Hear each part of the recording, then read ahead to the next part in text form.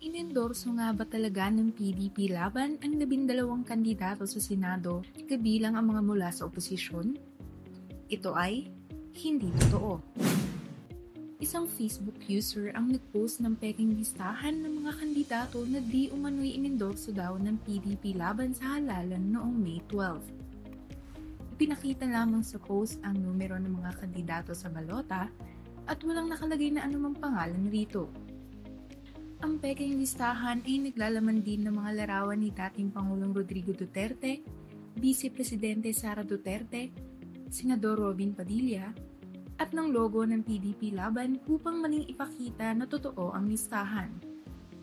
Ngunit ang kasama sa peking listahan ng mga kandidato ay mga kilalang kritiko ng Duterte Party, gaya ni Bam Aquino, Ronel Arambulo, Arlene Brosas, Teddy Casino, Franz Castro, Leody de Guzman, Luke Espiritu, Sonny Matula, Liza Maza, Heidi Mendoza, Kiko Pangilinan, at Danilo Ramos. Mag-ingat po tayo at tandaan, huwag magpaloko.